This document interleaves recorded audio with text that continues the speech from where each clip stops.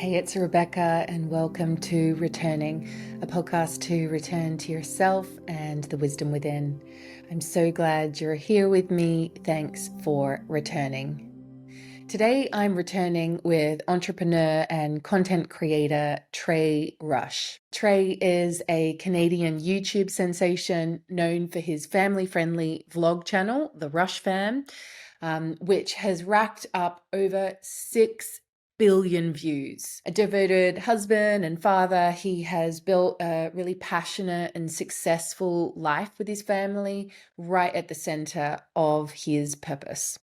Trey initially reached out to me after he connected with my book, Letters to a Starseed. And this conversation that you're about to hear in this episode is actually the first time that we had met after exchanging messages back and forth on Insta. When I first received a DM from Trey, I instantly resonated with his positive, deep, activating, joyful energy. Our conversation was really effortless, genuinely informative, and really interesting.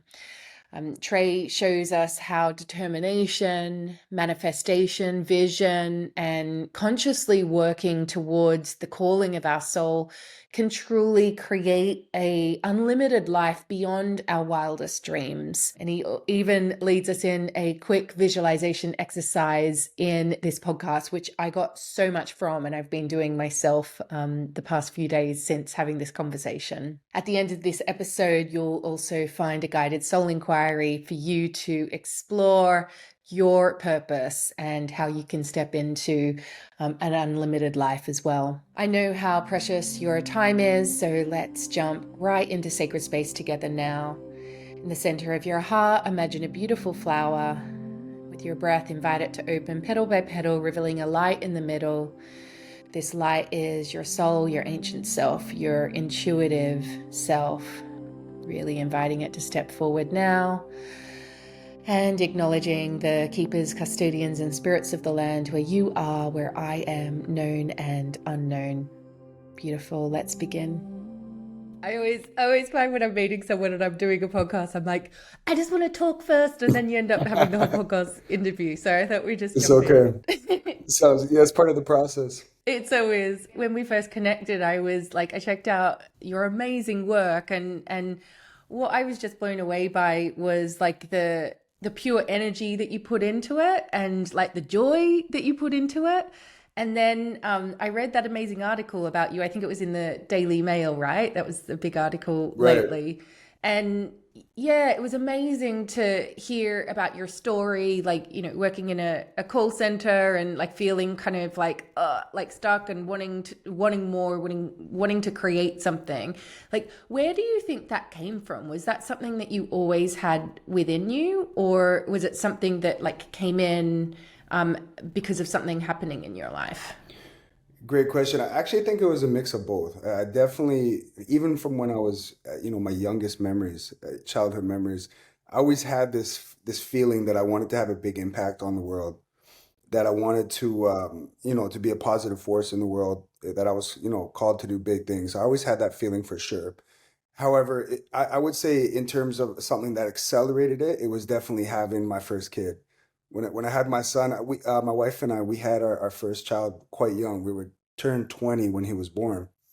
And that definitely kind of accelerated. I was like, okay, I know what I want to do generally. I know I want, as I said before, but now that I have this responsibility, now it's time to get serious. It was really a combination of those two things.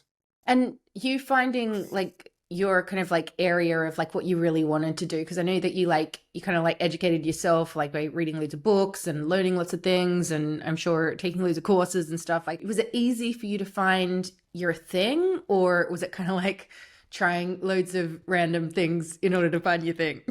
The latter for sure. So I'm super, yeah, 100% the latter. And this is something I'm actually very, very open about. It's easy to look at my life now and, the success I've had in my career, what I've been able to obtain.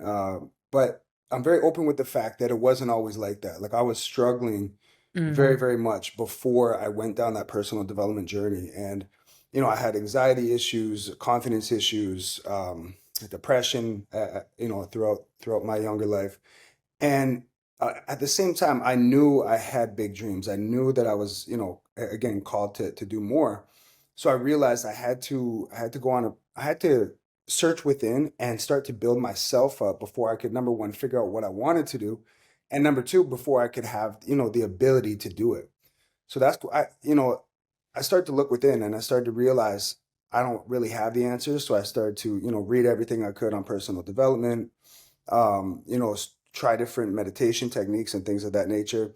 And then from the business side, oh man, we as in me and my wife, we tried everything. We failed at so many things, but we're very Tell me persistent. the most way out one that you like, the most random one.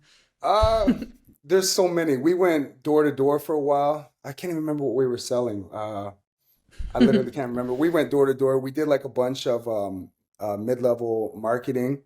So like different services that we would try to accumulate friends and family, try to get them to buy in.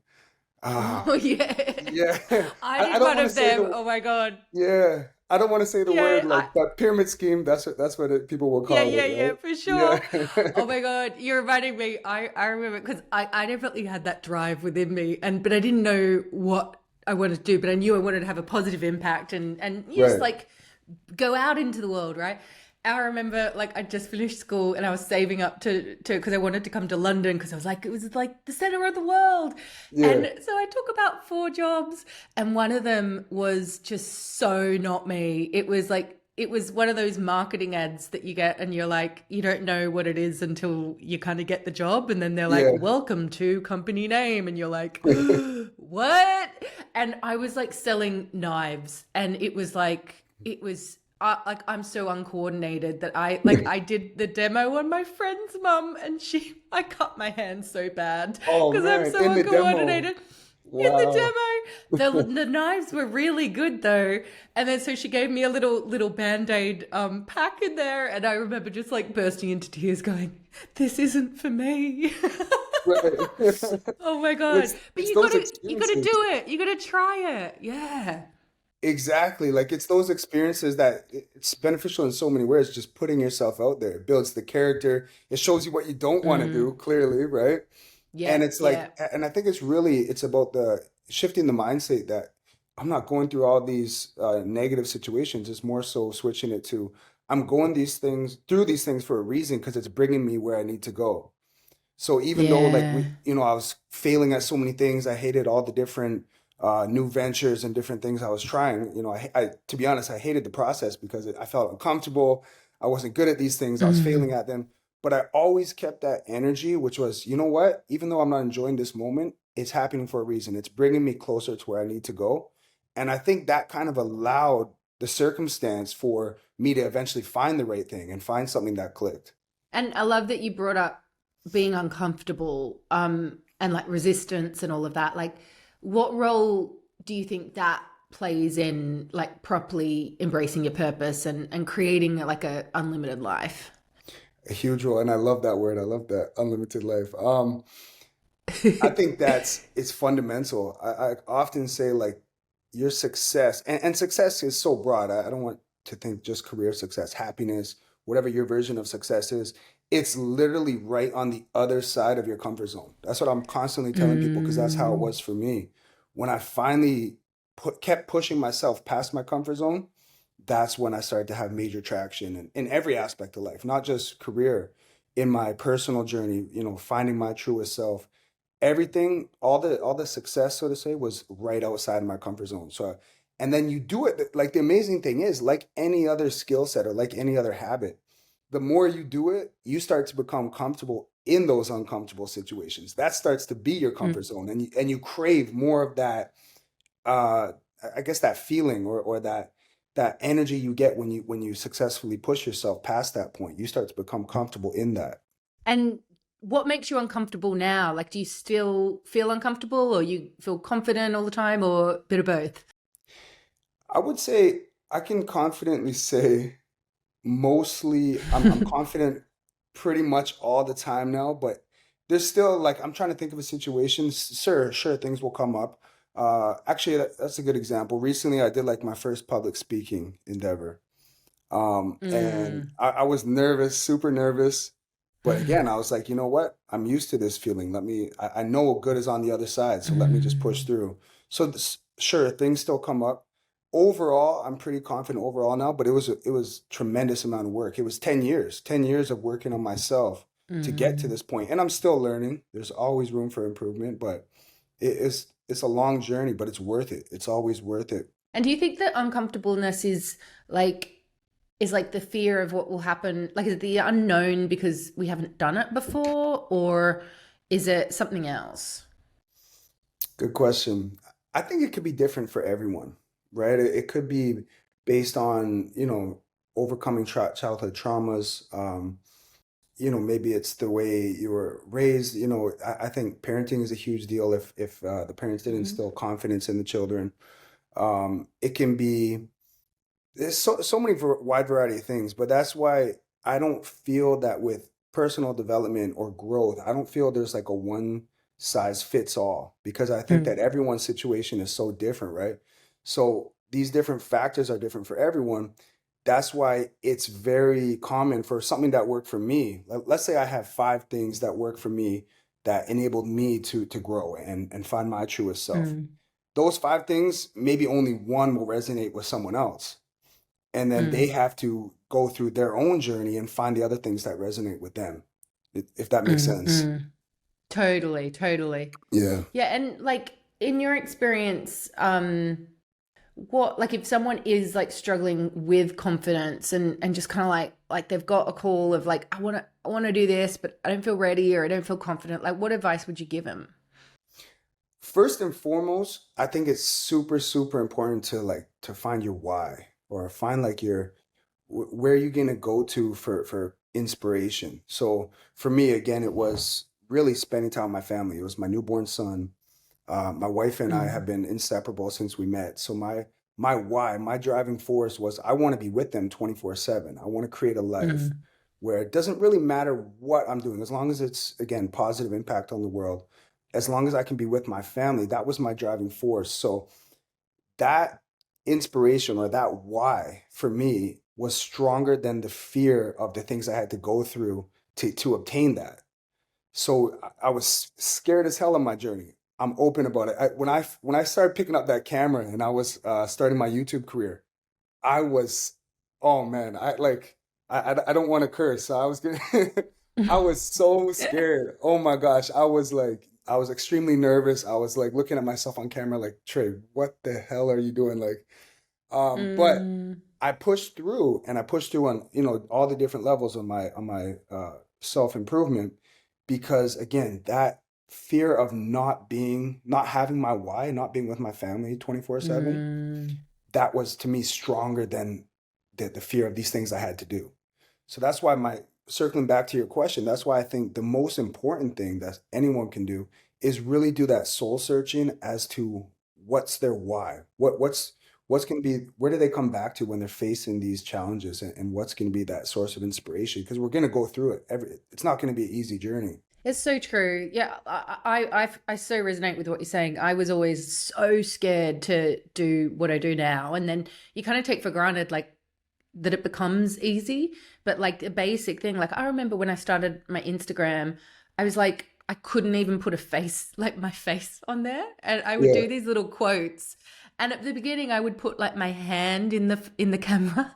Yeah. So it was like, oh, and then my rings. And then I did like the first selfie I ever did was like, it was like, I think the post was like post meditation or something. And it was like a picture of a tree with my head like that. And little by little, week by week, you can see that I'm literally going. I mean, if someone's listening, I'm basically saying the top of my head right down to then all of a sudden, oh, my eyes are in camera. Oh my god, you forget these things, and then I think we're constantly growing and expanding. I had a great teacher who there's a famous quote, and I'll look up in the show notes who said it, but it was essentially fear is excitement without the breath. And oh Mm, my god, that so helped I me, love that. because I think so often it's like, I was with my son this morning. We've got this little veggie patch and we found a caterpillar. And so I'm talking to him about the butterfly and, all of that. And it Mhm. is this like that expansion, like doing something different, is like so scary because we don't know what's going to happen. But I think sometimes when we have this call within us, sometimes it's more uncomfortable to resist it and ignore it than it is to actually do it. Have you found that? Yeah, absolutely. I agree completely. And I think that in this, physical life that we're in right now, like I know you're the same. I've read quite a bit of your stuff. We're spiritual Mm. beings, having a physical experience, right? A temporary physical experience. I think the whole point of it is to grow and to push ourselves, to have a positive impact, to understand ourselves better. And if we're not pushing ourselves, if we're just staying in that comfort zone, where's the growth, right? If that is our purpose, at least in my opinion, to grow, to understand, ourselves better, to help people, it's not supposed to be easy. What, Mm. and put it like this as well, like throughout the history of mankind, right? Throughout the history, what great things have been accomplished just by relaxing, and we all need that. But I think all the great things that have happened, it has been pushing through turmoil, pushing through that comfort zone. And so I agree completely. And for you, since becoming a dad, like what's your favorite thing about being a dad? Oh man, you see the smile it brings to my face. I'm like, Yes. yeah, I'm a dad and a husband, of course, first and foremost. That's literally it's my everything. They're so much fun. Oh. There's no better feeling. Like you can't put it into words until you become like a parent yourself. It's super emotional. Like that's, sending my kids to school. Like let's say for example, our youngest, she's 4. She just started her new class, and it's summer school, but still her new class. And sending her in, I'm like nervous for her. So there's a lot of and I'm like, why am I nervous? She's gonna be good. But it's the best feeling. There's so much emotion. There's so much amazing moments. I wouldn't trade it for the world. It's everything to me. Mm. Yeah, it brings Oh, me so it's much so good. happiness. Yeah, I can tell. Oh my yeah. gosh. And is there any part of being a parent that like you find the hardest? Yeah, it definitely, I think it gets a little bit more difficult when they get older. When they're younger, you really just have to be their support system. But as they get older now, I mean, it's still as they get older, same goes. But as they get older now, they start to have their own challenges, and you just want to be able to solve everything for them. But at the same time, they have to learn and grow and understand how to Mm. overcome obstacles themselves, and how to, it's okay to be down and to be sad and to cry, but how to overcome that and how to be strong. So trying to find that balance of being there for them, handling all their issues for them, but at the same time, letting them develop as a person and allow them to, develop these skill Mm. sets and this strength to be able to survive in the world when they're no longer in your nest, Mm. so to say, right? So I Mhm. found that Mhm. that's one of the more challenging thing that we've had to deal with recently. We have a 13-year-old. So our oldest is my son. He's 13. So he's in that age now. He wants to be out biking all day with his friends, and he's an amazing kid. But naturally, they're gonna get into stuff. They're out there in the world now a little bit. So it's kind of nerve wracking. But the best we can do is just be that example for them for sure. Mm. And then what about like the balance between like working on your marriage and then being a good dad and business? Like how do you find the balance? Do you have like date night or do you have like something like give me some advice? Yeah. And it's a work in progress. Like I'm sure every couple knows it's difficult balancing everything. But so date night is tonight actually. So yes, we do. Oh, Yeah, are you so we going do. anywhere good? We just go. So we're in Miami. We just go down usually to South Beach and get like a nice hotel on South Beach. Go to a nice dinner, stay overnight, Amazing. and then we have some help overnight with the kids, and then come back in the morning. But really, like the advice, and I still am taking it for myself because we need to do it more. But it's really just forcing it. It's like if you just keep putting it off, ends up being too few and far between. And so forcing it, just booking it, just doing it, right? And then I Mm. think like there's always, or there not. currently, but there used to be a little bit of sense of guilt when we would be away for like 2 days, or let's say we would take a little trip and the kids miss us, they're calling us, they want us to come home. So there's a little bit of guilt, but what we had to do, my wife and I, is we had to like talk amongst ourselves and realize it makes us a better parent when we are able to have that time to ourselves, reconnect, and make sure that our love and our relationship is strong as it needs to be. It allows us to be a better parent. So I think you can't have any guilt. You're doing it for the right reasons, right? So it's important. Yeah, I so hear you. I've got a 6-month-old and a 3.5-year-old. So like we're in the trenches right now. And I've been working with this coach and the sessions just keep on going to like date nights. And I'm like, no, come Yeah, on, let's like work on the bit, like, this is what we're doing. And then I'm really realizing just how I really hear what you said about know your why. Because it's right. like if you're creating all these things in the world, which, you may have a different why to that, but if you can't be at home and like enjoy it, it's like what is Yeah. the point? And I think that, yeah, like as a new parent, I am yeah, it's so easy for the relationship to go. As you know, I work with my husband, so we spend plenty of time together. But yeah, it's like the relationship is probably fourth on our list. And yeah, we're trying to get it up the top, which is not always possible. It's probably second. But yeah, that's really good advice. We're not quite on the hotel away nights yet, but I will add that to the next list. Absolutely. Oh. It's so healthy. One thing you just said really resonated with me as well. You said that basically, to summarize that, and correct me if I'm wrong, but you're saying that although we're pursuing all these things and we have a calling to do everything we're doing, at the same time, if we don't stop and enjoy the moment, then like we miss the Mm, whole point, right? So that's for me that like to summarize, what I call that is like enjoying the journey because it's great to have these aspirations and these goals. It's very important. That gives us purpose.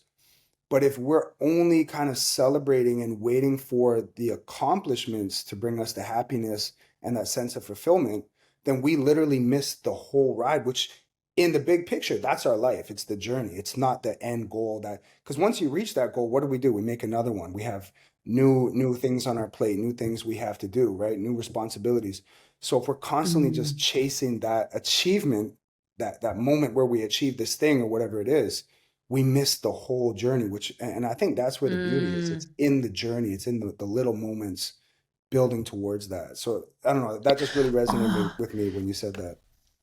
oh, thanks. And yeah, that resonates with me now. I'm thinking like what I want to ask you is like with that knowledge, so you know that you want to enjoy the journey, but like do you have any tips or any things that you do to help you kind of like be in the moment before leaping ahead? Because I find that, and I think most entrepreneurs are like this. It's like when you relax, all the ideas come in. Like, how Yeah. do you like ring fence like weekends? We only do this, or do you tell me if you have any tips for that? Yeah, absolutely. It's a combination of things for sure. Definitely, you just mentioned weekends. We try to minimize work and just do family stuff on the weekends, Mm, 100%. That helps for us. Everyone's schedule is different. For us, that works. But in terms of like the day to day, especially during the week when things are busy, from a father perspective, one thing that and this is something I've recently improved on. I was bad. I'm a workaholic, I'll be honest. I love my work. I'm very passionate. And then I had a few moments where like I'm always at home. I'm always with the kids. I don't want to paint a picture where like I'm always working and I'm never home. I'm always spending time with the family because I work from home. But I had a few moments where like, it was our oldest daughter who's 9. I think it was like 2 years ago when she was 7. She asked me to do something. I can't remember what it was, maybe a bike ride, something. And I said, baby, I'm just, busy. Give me like half an hour. I'm just, let me finish these meetings or whatever.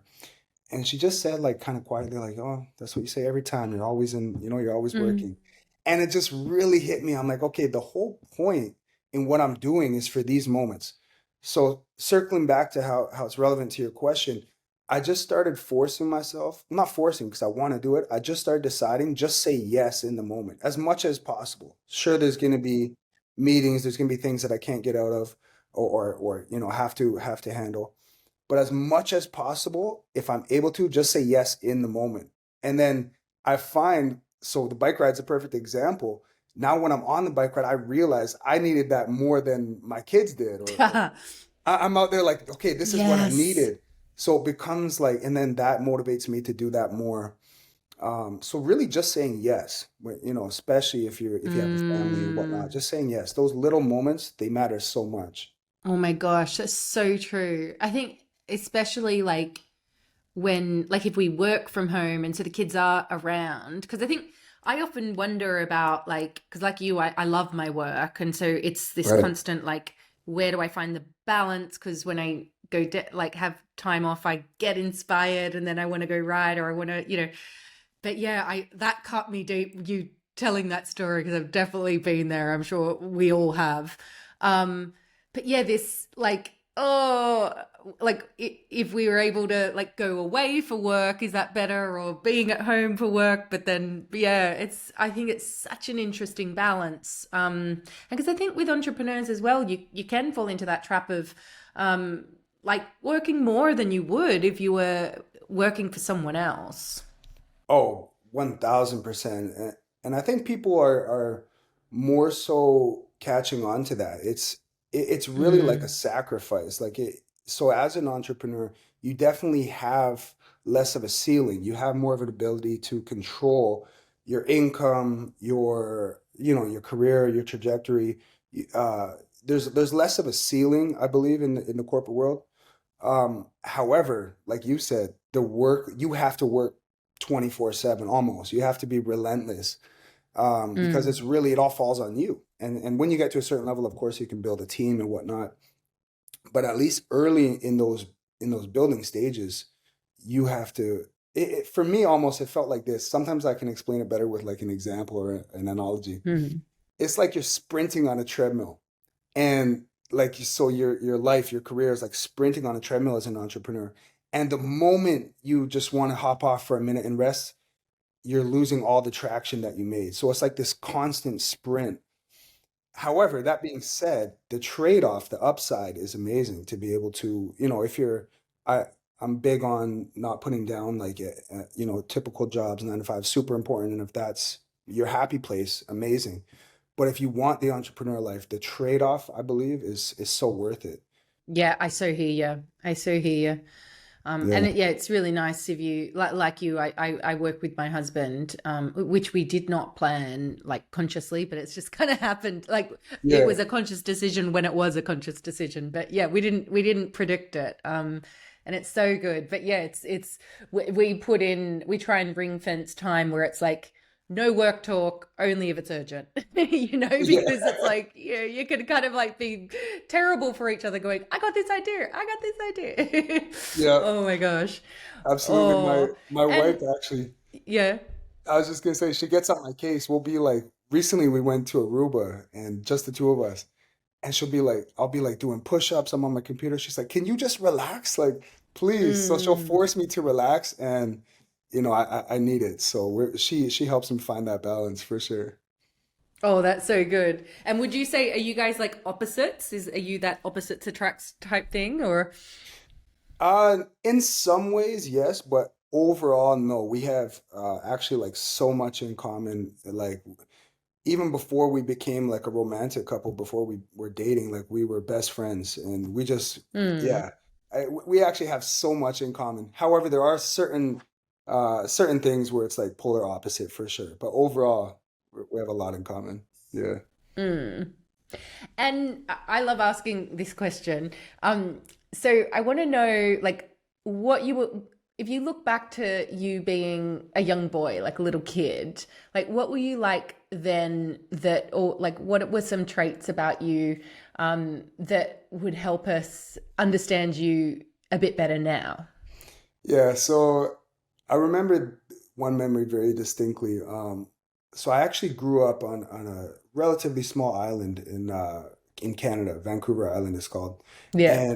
And I would be with my mom. I was with my mom a lot.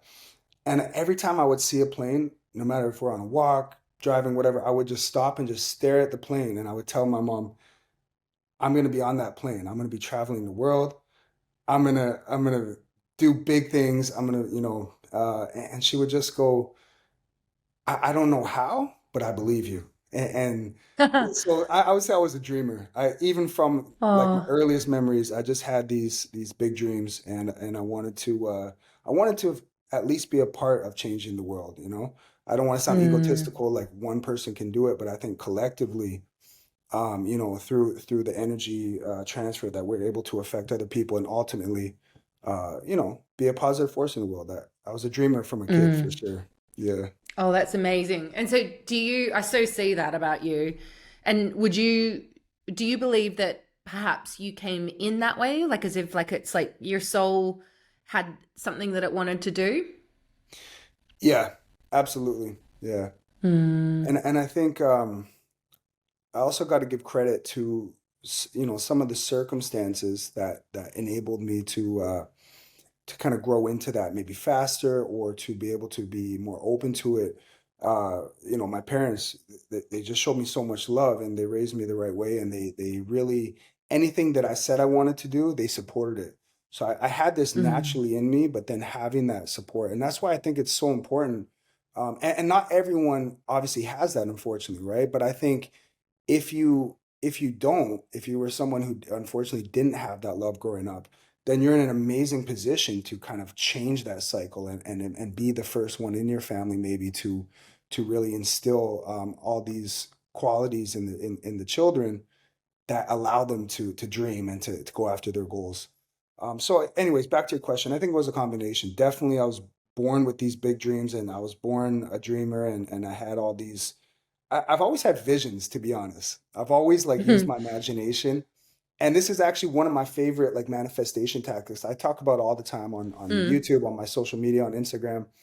I've always like had this, I wouldn't say gift because I believe anyone can do it, but I've always visualized and had like this picture in my mind, this movie of how I wanted my life to go, even since mm, I was a kid. And when I was down, when I was bored, whatever, I would just envision myself living the exact life that I wanted.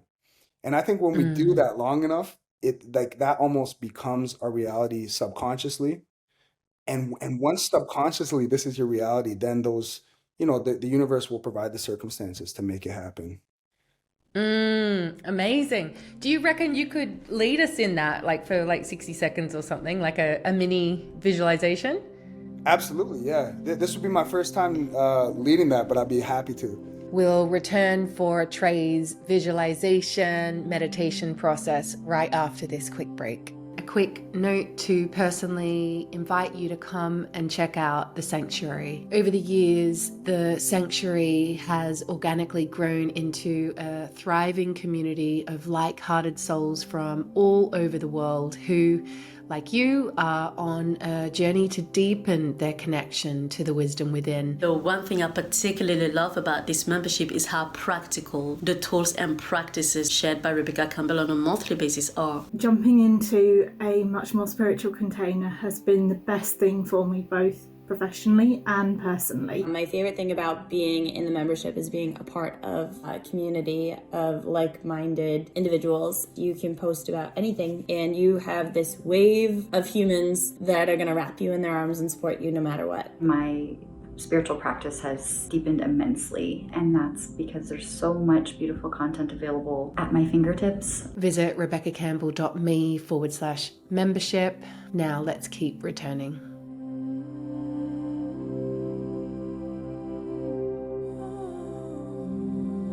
So I Awesome, think, let's do it. yeah, let's do it. So do you want me to explain the process or like just like guide us if I'm telling someone how to I do it? want you to guide us. Yeah, tell us like so maybe if we like start by everyone just thinking of what they want to step into or something and then Yeah, you guide us through visualizing it.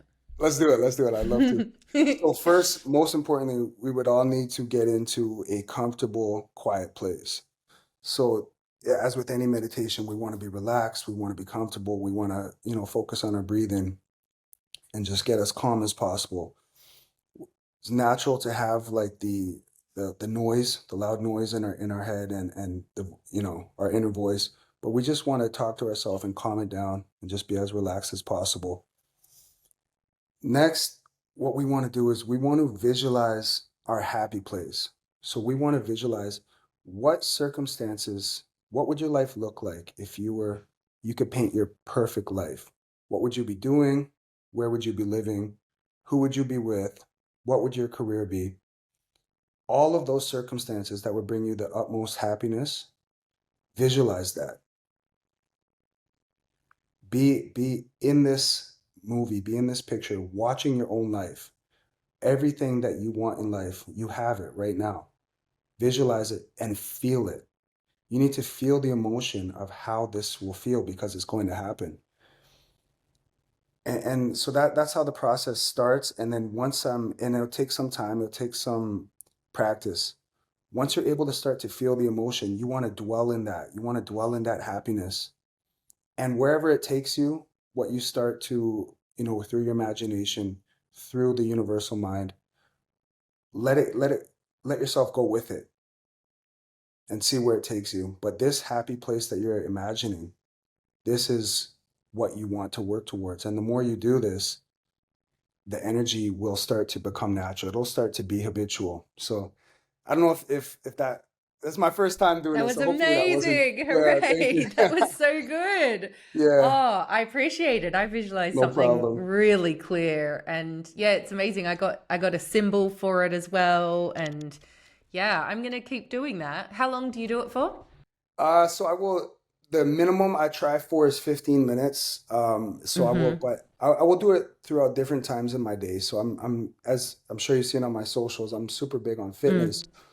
But one of the reasons I became so obsessed with fitness is because I found for me, when I get into almost like a meditative state. So I'll start with my weightlifting, but then I'll go into the cardio for the second half of my session. I'll be on the treadmill.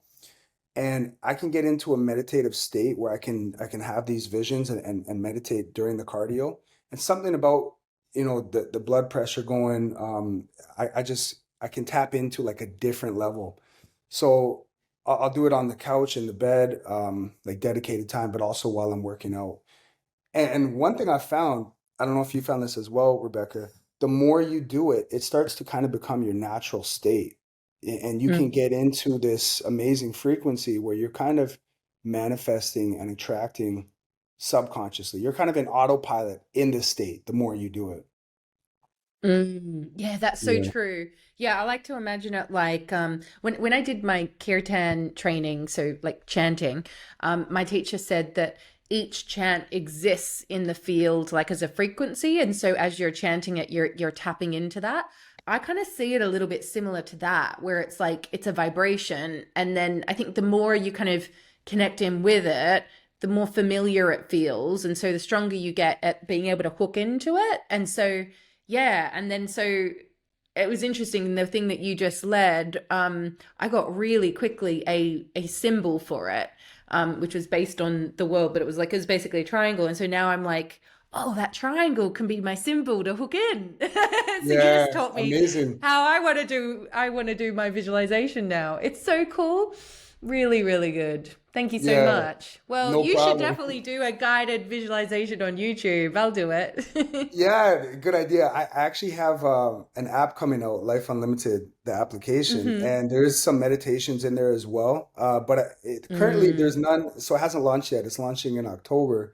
But I didn't add any guided meditations for myself. Maybe after today, maybe I Do will. it. Do Yeah, it. Do it. Do it. I Yeah. gotta You've got work on such a it. calm, steady voice. No, you're Thank you. great. You're great. You'll I find your flow appreciate as it. well. Yeah, Yeah. for sure. Yeah. Awesome. Awesome.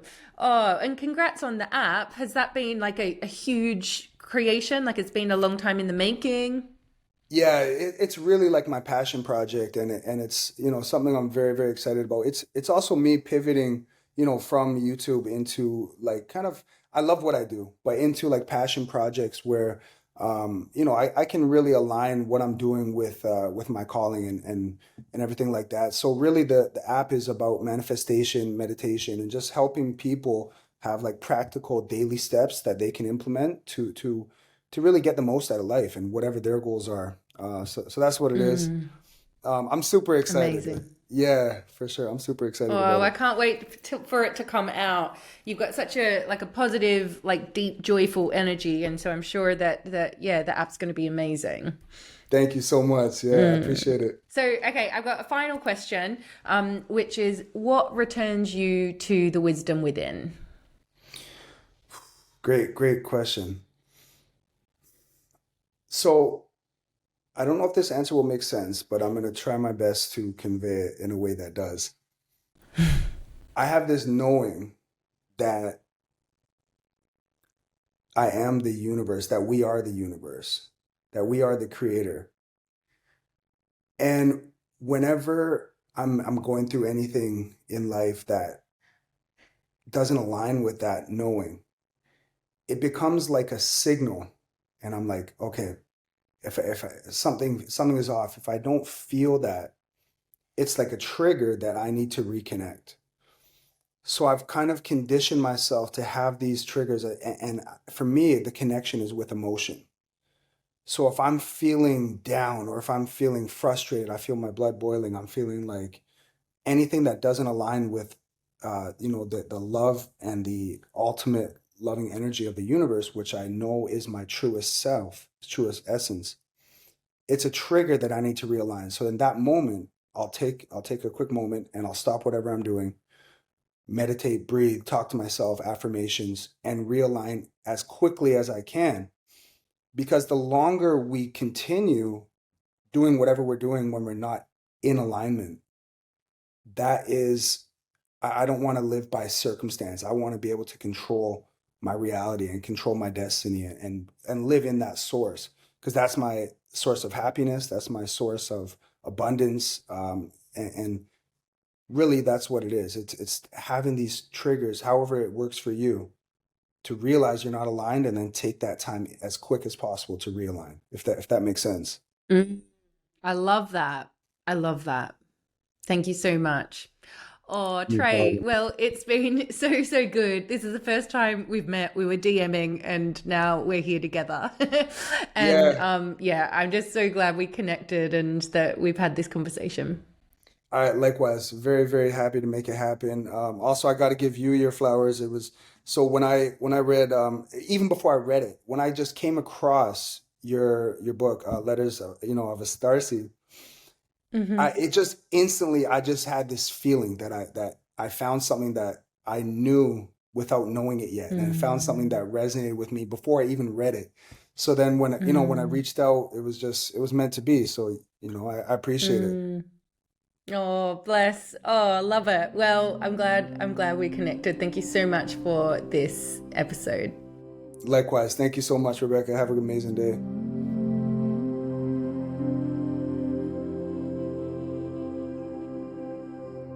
Soul Inquiry is a practice where we enter into a direct dialogue with our inner wise self. Today's Soul Inquiry prompt is: what does a life unlimited look like for you? What does a life unlimited look like for you? And then what is one baby step you can take in that direction today? Let's all share a deep breath together as we close this sacred space we've stepped into. I'm so grateful for you being here. If you'd like to keep returning to yourself and returning here with me, then hit subscribe. If you love this podcast, leaving a review or a 5-star rating really helps others to find it too. You can find all the show notes and all of Trey's details over at rebeccacampbell.me/podcasts. Thanks for returning.